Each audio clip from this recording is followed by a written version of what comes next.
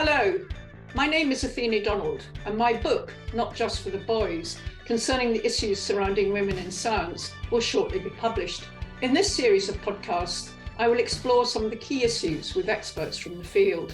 I have with me today Dr Hannah Devlin, science correspondent at The Guardian and previously the science editor at The Times. Hannah studied physics at university and completed her PhD in biomedical imaging from the University of Oxford before turning to journalism. So Hannah, you might be seen as part of the leaky pipeline in this so far as you moved out of pure science into science journalism. Let's face it, we need more scientists in all kinds of spheres and certainly in journalism. But did you feel pushed out of science, or was your move a very positive choice? Well, at the time, I definitely felt like it was a positive choice, and I still do. I'm really glad that I made that move. But I have thought about it since, and whether I would have made the move if I'd been male, or whether maybe there was something about the environment I was in that was kind of making me start to look elsewhere. And thinking about it, I don't really think I did experience being stereotyped by the people I was working with directly in the lab in Oxford. I had a supportive supervisor and lots of inspiring female scientists around me. And the director of the lab that I was working in, which is a big lab, she took over when she was on maternity leave. I remember her very distinctly coming in with her baby to give the first talk that she gave to lab. So that just gives you a taste of the kind of environment. It wasn't a sort of super male academic environment.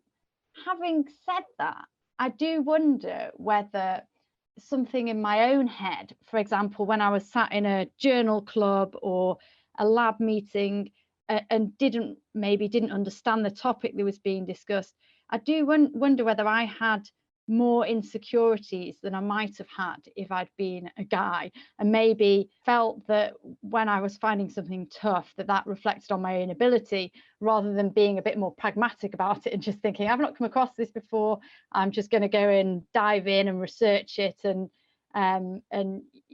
sort of get up to speed on it. I do wonder whether I sort of felt that almost like internal stereotype threat that people talk about, and maybe sort of questioned my own ability more than I might have done. Yes, I think that's quite common and is kind of subliminal. But what you're saying is that you hadn't decided earlier that you did indeed want to be a journalist, but you just wanted to get qualifications before you turned to journalism. It was a sort of at the end of your PhD, you decided to do that? Well, to be honest, when I finished my undergraduate degree, I didn't really know what I wanted to do. Yes, and I think that's a common thing. And I was really interested in, I did my PhD in functional MRI, which was quite a new technology at the time. And I think I'd read articles in New Scientist and so on about, this kind of new ability to see what was happening in the brain, and was completely fascinated by that. So that's how I ended up doing my PhD, but I didn't have a kind of vision for my future as being a scientist. It was more kind of a topic that interested me. And then when I was doing my PhD, I kind of thought a bit more about what I wanted to do when I finished, because I didn't want to end up in the same situation again of ending my PhD and then thinking, what am I going to do? Yes. But yeah, I mean, having said that, I do think during my undergraduate degree, I did feel stereotyped, particularly by fellow undergraduate students, more than my tutors. I definitely encountered quite kind of maybe quite arrogant 18-year-old boys who were quite dismissive. And I sort of reflecting on my time in science, I would say that's the kind of time when I felt most stereotyped by fellow students as an undergraduate. Right. I mean, the question of should we call it a leaky pipeline when people make a positive choice? I mean, you've referred to it as a positive choice, and we absolutely need more scientists going into journalism to get the stories accurate. I mean, it's so important that we have, the pandemic's really shown it up, that we have good reporting about these matters. So, there's a sense in which it's successful to go into journalism. We need more. How do you think science journalism can sort of build on that and not be seen as, oh, well, you dropped out of academia, therefore you're a failure, because that's a really negative and damaging message. How do we get more scientists wanting to do journalism then? Yeah, I mean, I think there's been a slight shift probably since I started working for newspapers. But when I joined the Times, I was almost a bit of a curiosity in having come from a science background. And at that time, most people, even covering the science beats, would have come from a humanities background. I mean, that was the kind of traditional background for people working at a newspaper like that. I think that has changed a bit now. There are quite a few people I can think of on the science beat. I mean, certainly at The Guardian, there's 4 of us on the science desk and 3 of us have science backgrounds. So I think there has been a bit of a shift, and maybe journalism has opened up a bit to people from a broader range of backgrounds, which is a really positive thing. And I think, also the media's changed a lot too. So a lot of people get their news and information about what's going on from social media, from Twitter, YouTube. So that as well has broadened the types of people that are presenting news, and I think given maybe scientists more of a direct voice themselves. So I think that has been a huge shift in how people get their information, and maybe following scientists directly on YouTube or Twitter, it kind of almost cuts out the role of the journalist somewhat. So if we turn to that question about people putting out stories on YouTube, scientists, the evidence is that if you are a woman and doing it, you get a lot more hostile comments. You may get more people watching, but then they say, oh, I didn't like the clothes you were wearing or something. And that's a real deterrent to encouraging women to do it. I mean, not liking their clothes is quite mild, I think, by comparison with some of the things. So, I mean, is social media a good way to demonstrate that women do science? Yeah, I mean, it is a massive problem. And I think, as you said, not commenting on your appearance is one thing, but I think as soon as you wade into controversial topics, you can get, some really offensive comments and people messaging you, and that is something that's really tough to deal with, especially I guess if you're putting yourself out there as an individual rather than as part of a media organization. So when you're kind of getting those comments as a journalist for The Guardian, you sort of have this umbrella of support behind you, whereas if you're just speaking as yourself, I think maybe that feels a bit more threatening. And you may not have much of a supportive system around you either. I mean, if you're just recording absolutely. it at home. And I think that is one thing, while you don't want to put all the onus on the person who's presenting this and kind of receiving these horrible comments, I think that is sort of having a support network, having even informal kind of network of support and contacts does help you feel more resilient against that kind of stuff. So I think that is one way of sort of protecting yourself a little bit, and knowing that other people may be kind of experiencing the same thing, even if it doesn't make a difference, it sort of maybe changes how you feel about it. I guess maybe just trying not to pay attention to this stuff, because frankly, I do think it's really helpful and really important to have that visibility, and I think it is quite inspiring for people to. I mean, I think it is a real catch-22 that if you are an adolescent girl thinking about your future, you want to be able to see people who look like you might imagine yourself looking 10 years, 20 years hence. But if a woman who does that is then pilloried in mild or horrible forms, then why would women choose to do it? So I guess that comes back to your role as a journalist. How can you portray, your profession portray women in a positive light so that it sort of maybe reduces that burden on the individual? Yeah, I mean, I think it's I guess about making sure that we give women that visibility where we can, and it does sometimes require being a bit thoughtful and being a bit proactive, at maybe, for example, knowing that if you feature a woman prominently, they may then receive some of those kind of comments. So maybe making a bit more effort to have those personal contacts with female scientists, so that then they feel that sense of support and trust from you as a journalist when they come out and talk about a topic, particularly if it's something controversial. And yeah, just sort of making the effort to go to women and feature their voice and feature their science, I think is quite important. But again, you don't want to only be featuring someone because they're a woman. I think that's the kind of trap that sometimes certainly PRs sometimes fall into, thinking that we might want to just represent someone's science because they're a woman. I think, I mean, it's certainly something I've come across. If you're trying to produce a brochure about a department, college, then, how many women is typical? I think it's a really hard question. But I was also thinking, when you are choosing stories, the evidence is that men are much more likely to self-cite, to big up their stories. I mean, obviously, these are stereotypes, not all men, we have to say that. But the evidence is that men self-cite much more than women, for instance. And therefore, a story may look bigger when it's written by a man, even though it isn't. So how do you factor that in when choosing stories?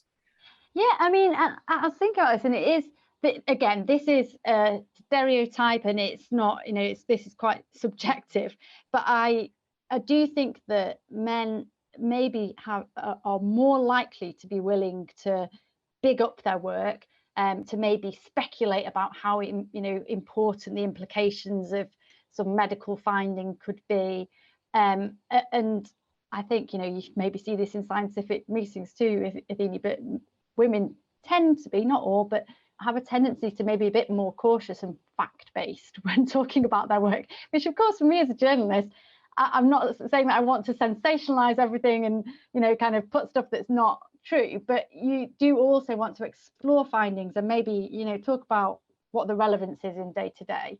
And so there's a kind of a bit of a difficult balance of so maybe sometimes there are male scientists who are really good at doing that, and therefore you kind of go back to them for comments on a particular topic, and this is not some sort of innate modesty of women. It is probably based on the types of reactions you get, and if you're bigging up your work, maybe more likely to be viewed as attention seeking, or kind of going beyond the kind of recognition you deserve for your work. So I'm sure it's based on people's correct assumptions of how they'll be perceived if they talk about their work in a particular way. So that's kind of tricky as a journalist, because I am looking for people who are willing to be able to make their work sound exciting and important. So yeah, that's kind of a tricky one, and I'm not sure exactly the right way to. No, I mean, you imply it's sort of based on experience that women are cautious. I wonder if it's also the way we're brought up. I mean, the whole question of do women take risks, but it's also, again, stereotypically, men or boys are brought up to be more sort of, extrovert's not the right word, but forceful perhaps. And, it's the standard thing. Men are assertive, women are aggressive. It's this double. And I can say, I mean, on several occasions, I've had emails from male scientists complaining that they weren't featured prominently enough in articles, complaining that I didn't quote them, all sorts of things like that. I can't think of a single time I've had an email like that from a woman. I think the only times for women tends to be, if anything, oh, I'm worried, we've overplayed this, or can you tone it down a bit somehow? And again, it's subjective. It's not everyone is like that, but it definitely feels like a trend. I mean, I know people would assume that I'm ultra confident, but I've been approached not so much by you or the print media, but by the BBC, for instance, radio, saying, will you comment on this story? I mean, I remember I was asked to comment about polonium. Someone obviously thought, physicist, let's ask her. And I refused because, I don't know anything about polonium. And I feel guilty when I. And then you probably watched it and saw. No, I didn't. Professor, you knew nothing about polonium. But I think that is the issue that I am, I suppose, cautious. I value my reputation, and I'm not going to go out there and waffle about something I'm not confident about. But is that the wrong thing to do? And I know a lot of women worry about this, that it's tricky. But there's also the, if we move away from actual journalism to how female scientists are portrayed in, if you like, fiction, films or soaps, or, well, women scientists probably aren't portrayed much in soaps, to be honest. But again, I think that the image of what a female scientist looks like that the general public would receive from such things is probably rather far from the truth. And it is back often to, is she meant to look ultra smart, wear high heels, look like she's recently been to the hairdresser, or is she meant to look like she's working in a lab and not thinking very much about appearance because she's interested in what she's doing? How can we change the way the public believes a scientist looks, actually male or female? Yeah, no, that's true. I think there have been some sort of more encouraging portrayals, just thinking about films in recent years. I mean, I love the I don't know if you saw Don't Look Up, the film about the asteroid heading towards the Earth, and it's got Jennifer Lawrence as a postdoc and Leonardo DiCaprio's her professor, and she has a classic physicist postdoc fashion sense. I think she's got like slightly purple dyed hair and big woolly jumpers. And I just think that is, for me, that's a really spot on portrayal of both kind of the aesthetic, but also the kind of, what it's like being a female scientist. And, it also has a lot about the way, so basically they spot this asteroid that's heading directly towards the Earth, and then, obviously becomes a massive media story. And so it's kind of about that interaction as well. And there's several times where maybe she says something and is kind of disregarded, and then her professor says the same thing, and everyone's kind of all over it and sit up and listen. So I think it's quite nice because it both portrays kind of her as just an actual person doing science. It's not a massive deal that she's a woman, but then also there is kind of the reality of how you're seen. So I think that's quite nice, because for me it really resonated. And yeah, I mean, there's been a few other films that I thought were quite positive. So you think the world is changing to a more realistic? I mean, I guess I was brought up on, say, Doctor Who in the early days, when the women were just, the sidekicks screamed. Anything constructive. Yeah, no, there are some really depressing ones in that. Like the Jurassic Park. Yes, same idea. Who's basically like a damsel in distress, but in a lab coat. So I think there are some really negative ones, and the sort of ones that are just sort of it's all about the brilliant male, and the kind of female in the background in the lab is really there just to support this kind of genius man. But yeah, I mean, I kind of hope things are changing. I think there have been some positive kind of more individualized female scientists in recent films, so I'm hoping that that's going to. And of course, the last Doctor Who was a woman, so yes, there is movement. So one of the, to go back to the print media, one of the stories that I find fairly astonishing, again, it is very, very old, is how the newspapers referred to Dorothy Hodgkin when she won the Nobel Prize. The only British woman to win the Nobel Prize back in '64. And she was referred to as an Oxford housewife, a mother of 3. It's not a very good way of describing her succinctly in the headline. And again, if we go back not that long ago, but maybe 10, 15 years ago, when Susan Greenfield was very much in the news, so often the story was about she was wearing a leather miniskirt or whatever, to the extent that when a journalist from your newspaper came and interviewed me, I said, "You dare say anything about what I'm wearing?" And she didn't. And they didn't take a photograph of me perched on a desk in a short skirt. So that was good. But I mean, that's not that long ago. Would you feel secure that if a British scientist, a woman, won the Nobel Prize, her marital status would not appear anywhere in the article? Well, I mean, it's ridiculous, isn't it? Well, I'm sorry to say, Athene, I think there is still an element of that, and I've actually looked up, because when I knew I was doing this, I remembered an email I'd got a year ago or so that I thought I'd look up for you, just to give you a sense of this is the kind of thing I've had, several times. So it says, Hannah, I've got a feature opportunity I'd like to run past you. The theme is inspirational women in science, as it's International Women's Day and Mother's Day is next Sunday. And it says, I thought you'd be interested in our case study, Dr. And hopefully interested in her story. She's a leading female science and is also a mother of 2 small children. Blah, blah, bit about her research. Here is a link to her photo and a bit more about her research.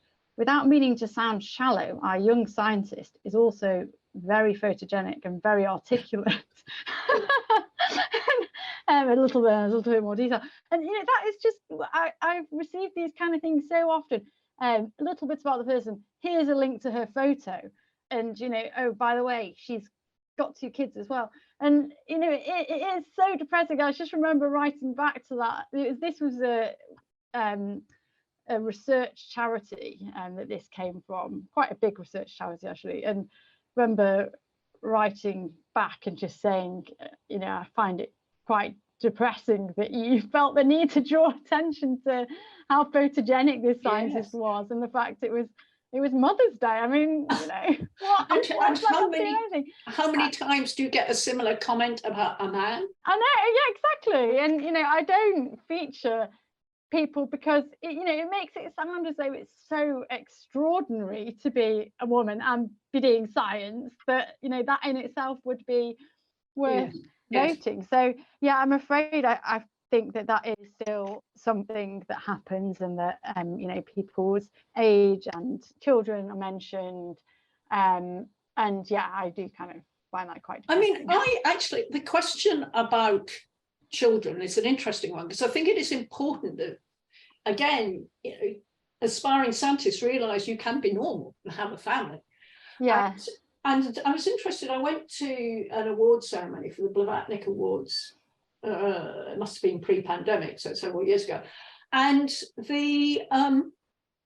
all the winners, that, if you like, their parental status was discussed, and they very much brought it in. I think it was 2 men and 1 woman. It might have been 2 women and 1 man. I can't remember. But all of them, were talking about the fact this was an early career award, so their children were small. And I thought that was quite positive. And if it was done about everyone, just to say, yeah, I'm normal, I've got a family, they're very important to me, I managed to do my science around meeting them from school or whatever it may be, that would be fine. But it's the fact that it's only the women about whom this is said.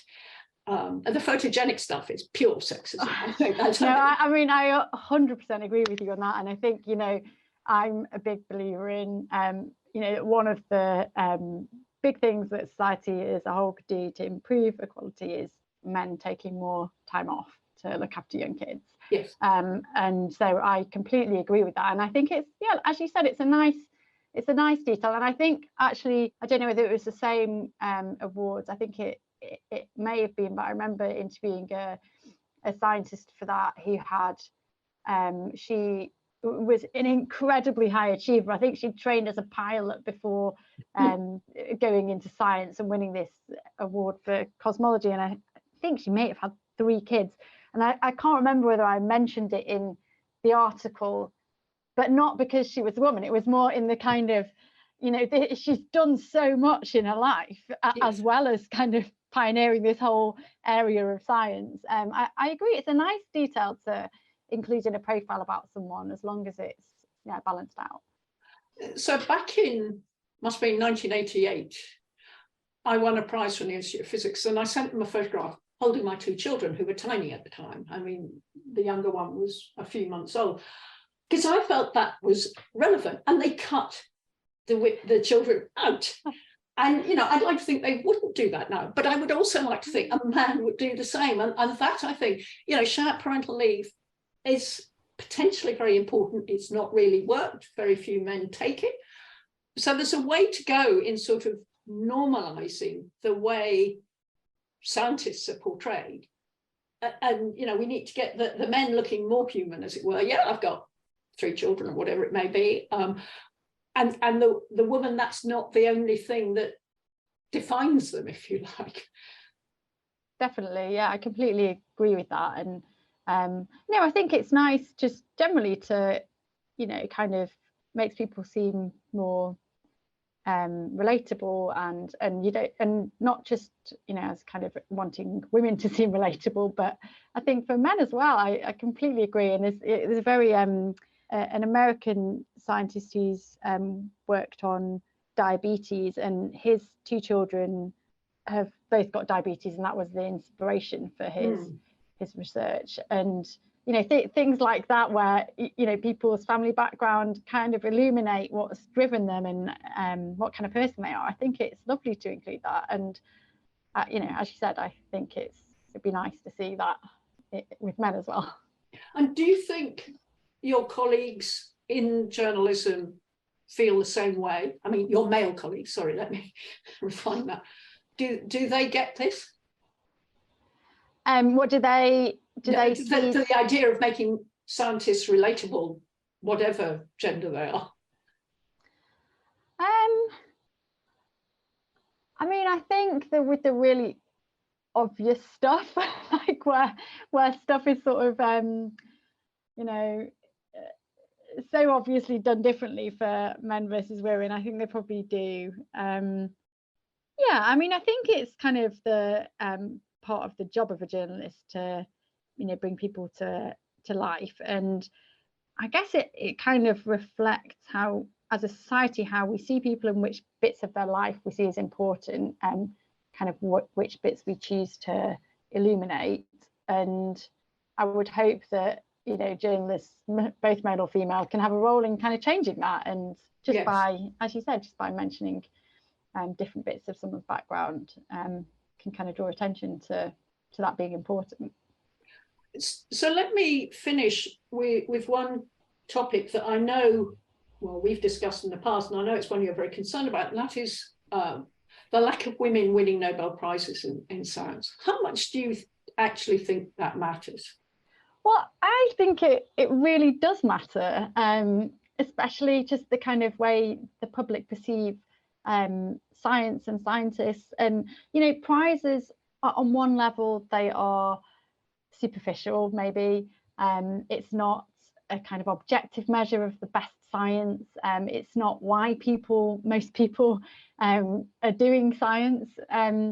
But I think, you know, for example, the Nobel Prize, you kind of, I said it's not objective, but it kind of feels as though some kind of divine voice of science has selected this person as the genius of the year. And it kind of feeds into this sense of, you know, someone being a genius, an outstanding thinker of their generation. And I think if you don't have women represented there, it kind of feeds into this view that men are more likely to fit that role. And, you know, the other thing, I don't really know that much about the process by which a lot of these prizes are awarded. You'll probably have much more insight into that than me. But we often do, I think we do forget that these are people sat on the committees, they're human beings, they're mostly men, and they're, you know, they're picking someone and who's been nominated normally by their peers. And so I think, you know, it's easy to forget that these prizes and these processes are just as subject to all the normal biases and, you know, inequalities that any kind of process is, and that they have to be actively counted in order for things to be fair. So yeah, I do think it's really important. And, you know, for example, when the Iranian mathematician Mariam Mirzakhani won the Fields Medal in 2014, she was the first woman to ever win it. And at that time, a lot of people did ask, you know, is this because women aren't as good at maths? Is it because there's some kind of inherent difference? And a lot of the discussion at the time was around that, rather than, you know, kind of the assumption being that there might be some sort of bias in the process. And, you know, I think we have to be really, really sure that there isn't any bias in the process before we assume that it's to do with some kind of and I mean, that comes back to a whole network of issues that we certainly don't have time to talk about now, which is it's partly the men more likely to self-cite, as the evidence shows that they are more likely to collaborate with other men, and it's harder for the women. All these issues that sort of lurk underneath it. I mean, I suppose I feel the Nobel Prizes are so atypical. Can we just not pay that much attention to them? You're right, the public do. Yeah, they do. Yeah, and I think even the smaller prizes, the public don't pay attention to, but I think other academics do. And I know that, you know, the physicist Jess Wade, who's she's a fantastic advocate for women in science, but I think she's very focused on things that actually really make a material difference. So one of the things, you know, she's written hundreds of, maybe thousands of Wikipedia pages for female scientists, but one of the other things she does is nominate people for prizes, which I just think is, you know, fantastic way to try and get that visibility for women. Yeah, and certainly the Institute of Physics and the Royal Society of Chemistry, which I know about, I think have been very conscious about, I mean, not gender balance exactly, but just being conscious that biases may lurk. And I think, you know, it's the nomination stage which is often where the problems arise. So yeah, so I think it does matter, and I think it's important that you know, prize committees and, you know, universities are nominating people. I think it's really important that they think about that. Well, good luck with continuing to run fascinating stories about women in science, and thank you for your time today. Oh, thanks so much for having me on.